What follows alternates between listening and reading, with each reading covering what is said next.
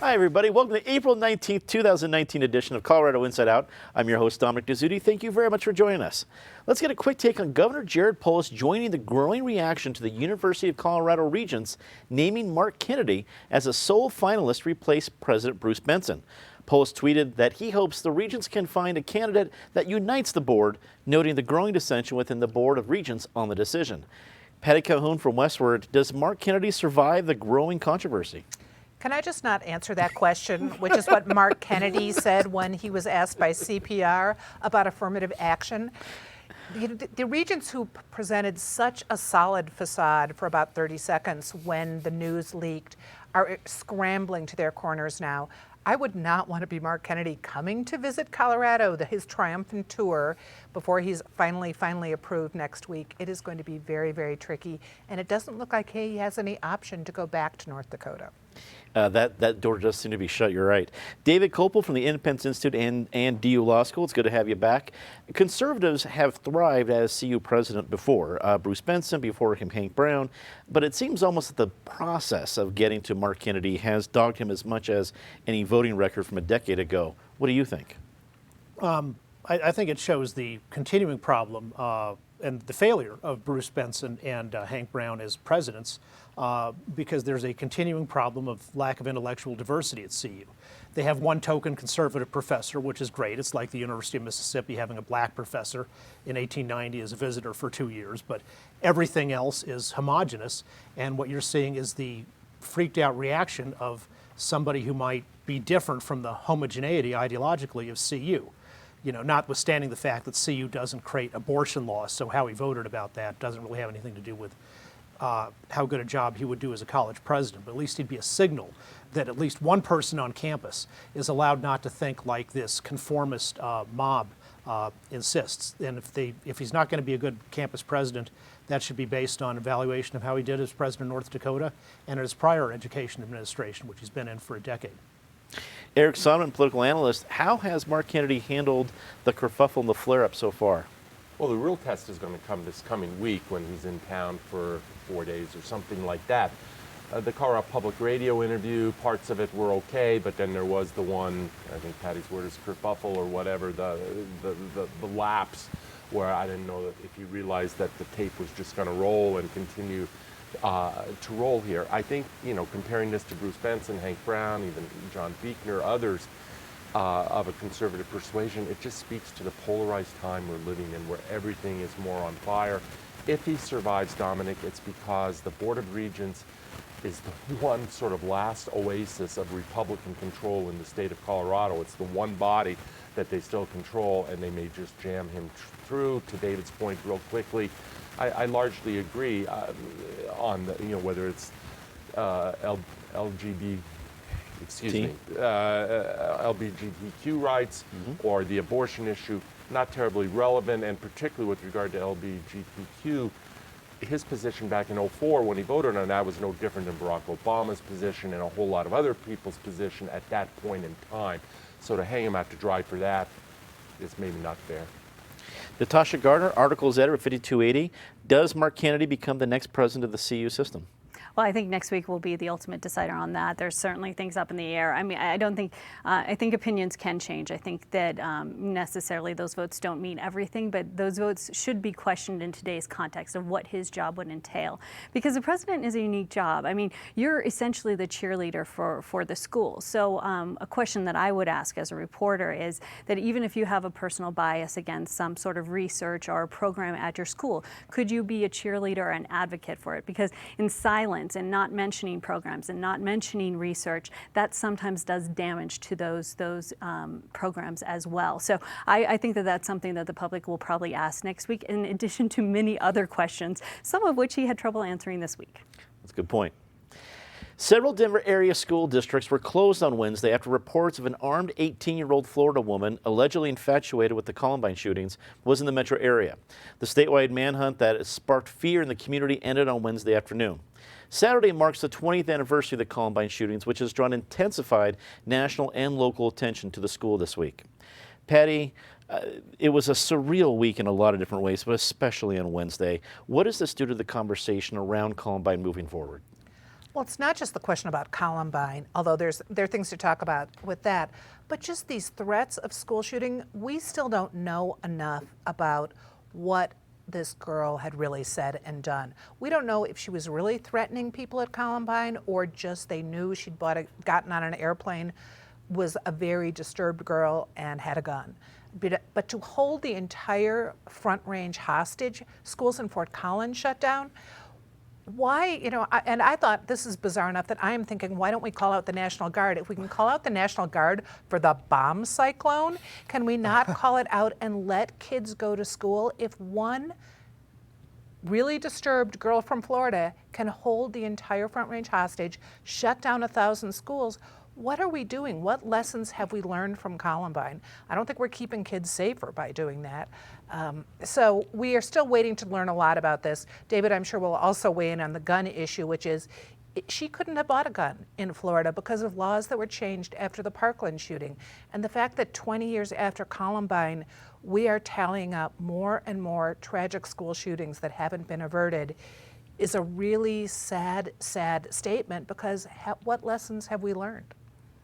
David, some took the occasion of what happened on Wednesday to talk about having, whether it's armed guards or furthering that discussion at schools and what that would take. I know you've done work talking about that when it comes to training teachers or other professionals at a school.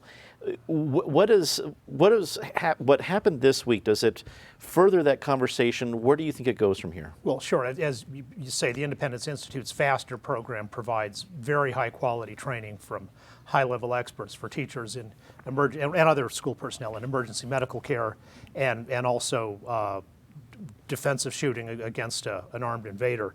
And as Laura Carno, who runs the program, says, schools should be prepared every day for the possibility that there's someone out there who intends harm to the children there. And most attacks don't have this kind of advance warning. One of the things that's really changed a lot since Columbine for the better is that more people are proactive about speaking up. When they see something, they say something. And that has averted many, many crimes and really saved countless lives.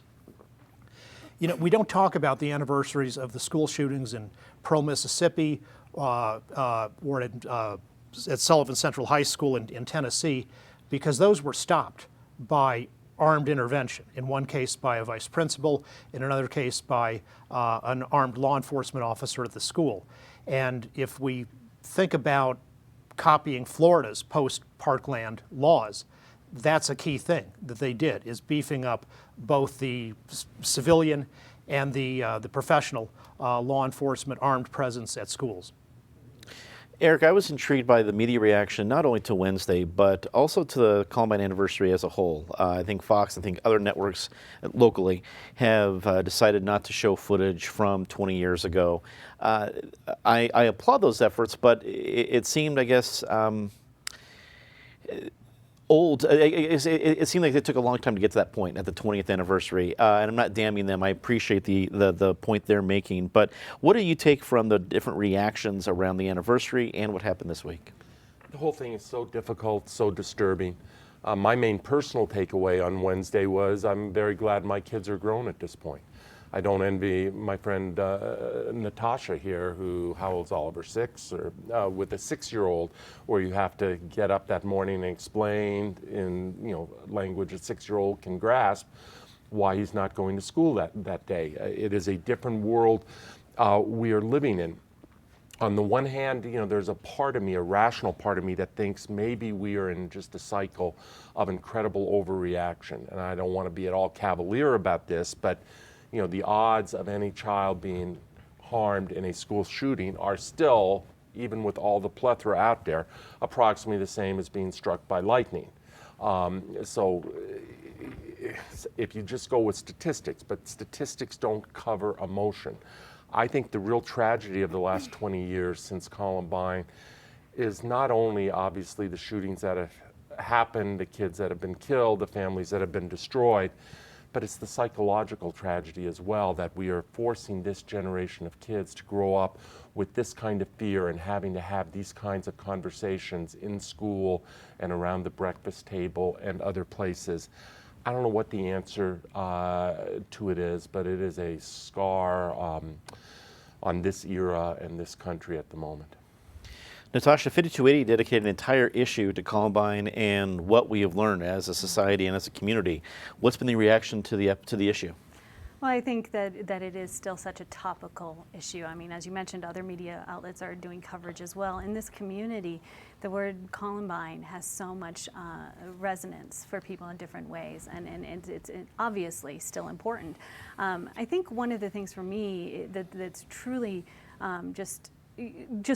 we'll be talking about gun control, we will be talking about school safety, we will be talking about these issues again and again and again. The circumstances have changed, but the topics will remain. But to change the narrative just slightly, whenever something happens like what happened this week, I'm reminded by the silent contract that we have with each other to create the society that we have. You know, it might be as simple as let's all abide by the traffic signals so we can get to and from work safely. But it's just all the implicit ways that we make agreements with each other to live in a social world.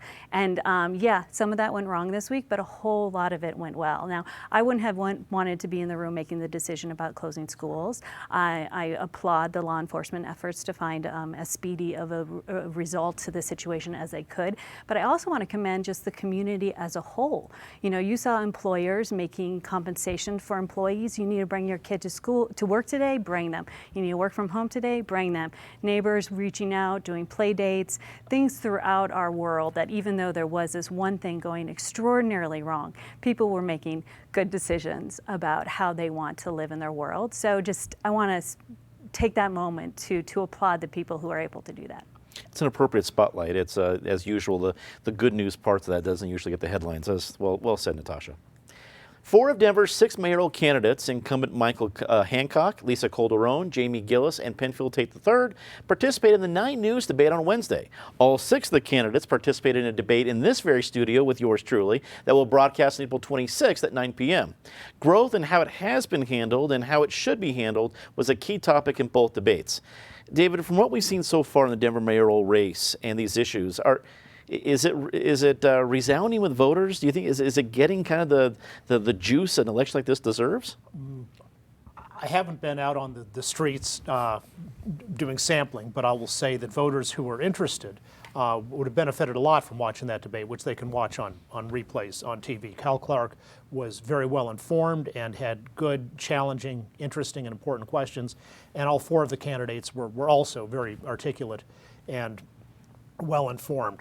You have 2 of the challengers, Gillis and Tate, who are partly in the managerial lane. That's what a key thing they're offering is better management. Tate also having sort of the difference between Mayor Pena and Mayor Webb, with the latter being the one who says, I'm going to be the one who listens to the neighborhoods instead of having all the big decisions made around a conference table in the city and county building with the Chamber of Commerce and Mr. Big and Mrs. Big, but the regular folks excluded. And then you have Lisa Calderon, I think, taking the leftmost lane. She's the only one who favors repeal of the camping ban, and a lot of her argument is she's the candidate of the most marginalized people in Denver, including but not limited to homeless. One of the most concerning things I heard was Tate and Calderon both want rent control in Denver, and economists disagree on many things, but one thing they're nearly unanimous on is you might as well drop a bomb on the city that destroys all the buildings and leaves the people with rent control. It is incredibly destructive to the housing stock, and it will soon bring to a halt the expansion of new rental properties and the repair and renovation and improvement of existing ones. It's been a disaster everywhere it's tried. It would be horrible if that were ever implemented. Eric, the rent control apocalypse notwithstanding, what have you taken from the campaign so far for the mayoral race, which also includes, we should note, Caitlin Heffernan and Chairman Sekou Evans? And if you're looking for some it's public policy, but if you're looking for some good TV on the 26th at 9 p.m., trust me, it's pretty interesting to have all 6 of them. Eric. I watch most of the 9 News debate, not live, but on the web later on. I didn't see anyone really having, of the three challengers, having a breakout moment or really using the forum to rise above their competitors. This is clearly a race of Hancock or not Hancock. And the question is, can the not Hancock vote be broken up among Tate and Calderon and Gillis? Can it get to 50%? And presumably well over 50%, so you don't have a runoff where Hancock only has to grow his margin by a point or two. I don't know. I do two kinds of sampling. David mentioned being out around town. I've done that a little more. And I bump into two kinds of sampling. And again, it's all with Michael Hancock as the pivot point. And one is anybody but Hancock. And that is the dominant sampling I'm doing. But again, I run in a limited circle. We all run in our own bubbles. The second one is the opposite opinion is, no, Hancock might have his weaknesses, but none of the other three have impressed me sufficiently to bounce him out of office. And I think that's what this race comes down to is, can one of them or the totality of the three of them offer a compelling case for change in a city where a whole lot is going well, but the main criticism is in many cases it's going too well. Natasha, ballots go out this week. Votes are being cast as we sit here. How do you think it's going to go? I'm going to make a prediction. There is a winner. It is the people of Denver. When you have a competitive election like this, you get good ideas. And 5280 actually had a chance to interview all the candidates. We have a story up and actually talked to them about 9 key issues that we think are happening in the city right now, including some of the things we've already talked about: growth, infrastructure, Initiative 300, and things like that. And what I found really interesting in talking to them is they all have big ideas. And I think when you have a competitive election like that, it pushes people to come up with those big ideas, which could really set a path forward for Denver. And I think that's exciting. I will underscore what Natasha said. Voters in Denver are lucky, I think, even from connections from this table. Not only do you have some great pieces of 5280, Ed Seelever did a great piece of the Denver Business Journal breaking down a lot of issues, especially transportation. And our own Miss Calhoun's paper, Westward, has great interviews with each of the candidates. Patty, where do you think it's going to go from what we know so far? Well, and including Chairman Sekou, do not miss his. His use of capital is very interesting. What's making this one different, besides the fact that it's such a robust conversation, which is good. I mean, we've had big groups of mayoral candidates before who've been impressive. The mail-in ballot, the fact that this is one, and I think, I could be wrong, but I think it's the first big contested incumbent election where everyone is getting a ballot at home. So the people who are anybody but Hancock, all they have to do is sit at their kitchen table and decide who they want to vote for or who else they want to vote for. By the same token, that's all a Hancock supporter has to do.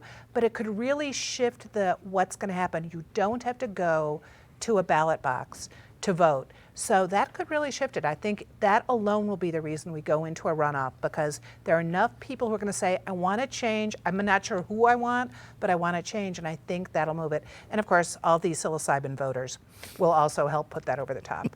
I'm glad they have a couple weeks to fill out the ballot if that's certainly a voting block. Governor Jared Polis signed Senate Bill 181 this week and said he hopes this will put an end to the oil and gas wars. The measure will add an environmental and public health expert to the Colorado Oil and Gas Conservation Commission and will also give local governments more control on oil and gas activity. Eric, I couldn't help but roll my eyes, and I really liked a tweet that Kyle Clark sent out this week that said that whole, Polis says this will end the oil and gas wars, and he puts narrator : they've only just begun. And I think that's exactly it. This is not the end of any war. This is the beginning. Maybe I'm crazy. What do you think? No, you're not crazy. I thought it was a silly comment, quite frankly, on the governor's part. In all my years of doing this show, I think the safest prediction I can make will be that this will not, emphatically not, put an end to the oil and gas wars. It is another chapter in those wars. It changes the playing field until there is another iteration coming down the road, whether that's at the ballot box or somewhere else. The real issue here is what impact these new rules have on the industry, and more than that, what impact it has on the financial side of the industry, on the willingness to invest in Colorado, or does that money just go to other states where perhaps the regulation and the political climate is not what it is now. There are petitions already being talked about, ballot titles being set for an alternative measure on the ballot coming up. This war is is red hot and is not ending anytime soon. Natasha, what do you make of both Governor Polis's comments and also the fact that we do have a new, pretty extensive oil and gas regulation law of the land? Well, I think it's going to take a little while to sort through exactly how it's going to play out. What I do know is that it's going to shift the conversation from really being centered around the Capitol into our communities. And what's interesting is that those conversations, what's happened in really the last year and a half to 2 years, started in our communities. And so now they'll be going out and saying, okay, this might be a different feeling, a different mood, a different way we want to handle this in Boulder County versus Weld County versus various other places throughout our state. And in some ways that feels very appropriate. Is it different? Yes. Is there going to be a change in the way that this industry operates in this state? No doubt. Time will tell whether it's a doomsday scenario. Patty, it doesn't have a John Williams soundtrack, but it does feel that we're in line for another big summer sequel of oil and gas wars. What do you think? Well, let's not forget the truce back in 2014 when Polis was persuaded by Governor John Hickenlooper and others to pull back on the 2 ballots he'd supported, the ballot initiatives he supported. And oil and gas might have been happier with those and actually letting those go through than what they are winding up with 4 years later. So we're going to continue to have fights. Dan Haley, full employment. I'm sure he enjoyed it sitting around this table a lot more than he did some of the things that have happened to him lately. Indeed, somewhere in a bunker, not enjoying the waters. David, any thoughts on this issue? Well, I think Polis was the governor was being aspirational about ending the oil and gas wars, because the way you end a war is you destroy the enemy. And this is a gigantic step in that direction, which is going to wipe out, over the long term, new drilling in most of Colorado. But on the other hand, Representative Rochelle Galindo has a bill that's going to create a new office in the governor's, few folks working in the governor's office. So when you lose the good paying job that you liked, somebody in the governor's office will tell you, oh, you can just transition. It's just that simple. Let's get to our very favorite part of the show, Disgrace of the Week. As always, Ms. Calhoun, please start us off. Well, I'm sure I'm not the only one who will jump on this, but bad news coming from Denver Airport this week. It was not enough that New Belgium opened a new restaurant. No amount of beer could overcome the bad news from, first, the fact that the delay that we'd already heard about because of the floor in the Great Hall not being able to sustain the great expectations to turn it into a shopping mall. Can't hold it, so it's going to be at least a 2-year delay. Good work by Brian Moss. And now we find out the fabulous $14.5 million sign is also not working. Not a good week for DIA. David. Well, the delay in this project actually will exceed the extremely long delay for the opening of the airport in general. So things are getting even more so than they used to be. But the ultimate plan is you're going to take all the security and check-in and the ticket counters up that are now on 2 floors, jam them all onto 1 floor, which is going to be very crowded. And then in exchange, after you've gotten your ticket, you have to walk now down to the 5th floor, which will be a shopping mall, in order to get down to the train. So forced crowding for the benefit of shopping mall developers. That's, I think, an ideal metaphor for what the Hancock administration is doing to the city. Good swing around the bar on that one, David. Eric. Well, I'll just real quickly, I'll do my own, but real quickly echo Patty and David. This is, if there's a problem at DIA with security and the setup, fine, fix the problem. This is not the solution. One more shopping mall is not the solution. Let me, since we have a bit of time, switch topics real quick. How about we jump on CU pretty frequently around this show, but how about CSU, where there's a whole dust-up around some student government elections and theft of newspapers. One of the slates running for office at CSU apparently went out early some morning and stole all the copies of the Collegian, or at least many, many copies of the Collegian, because it had a negative story about the financing of this particular slate of candidates. Not the way to do things, not on campus or in real life. Natasha. Just living in a world where parents have to get up and Google how to talk to your kids about things like what happened on Wednesday. Indeed. Time to see something nice about somebody. Patty? Aside from the circus over Columbine this week, all the memorials and quiet vigils that we hope really commemorate those who passed away 20 years ago in that horrible event. I was at History Colorado, which has a collection of everything that was left on the fence outside Clement Park 20 years ago. And when you want to save it for future generations and realize how life has changed since 20 years ago, it's a pretty astonishing thing. David. The Arvada Center, which is putting on a great musical called Travelin' about Harlem music in the 1930s. It's a 6-person, I think, local cast, and they're great. It's outstanding, and I urge everybody to go see it and have some fun. Eric. Let me go to small town Colorado. Craig, Colorado, the editor of the Craig Daily Press, a gentleman named Jim Patterson, published a beautiful, touching letter to his readers announcing a devastating cancer diagnosis. And I would just say Godspeed to him, and may we all have such grace and perspective in such a difficult circumstance. Natasha. In a week with so much news that is hard and difficult to read, I was really pleased this morning to look at a story on Denverite about the great question of our lifetimes. Is it faster to take the 16th Street Mall ride or to walk? I'll leave it up to our viewers to find the answer, but it was just an enjoyable read on what has otherwise been a tough news cycle. It comes down to sometimes a nice distraction. That's a good point. And I want to say something nice about a member of our crew. Greg Klein today is his swan song on the crew. He's been part of our crew for many, many years. We're excited that he's off to greener pastures. But Greg, thanks for keeping everything in balance. If the shot looks good, if everything, all the killers look good, you know we've got a good engineer back there, and that's been Greg. So Greg, thanks so much for everything you've done for the show. I want to remind all of you to be sure to tune in for our next Denver City Council debate tonight at 9 p.m. We'll be looking at District 10 and the at-large candidates. Also, tomorrow night we have a special Colorado memorabilia and collectibles live auction. Tune in or check it out online. Signs, jewelry, collectibles, everything about Colorado, and much, much more. That's Saturday night starting at 7 p.m. That is all the time we have for this episode of Colorado Inside Out. So for everybody here at CPT 12, I'm Dominic Dezzutti. Thank you very much for watching. Good night.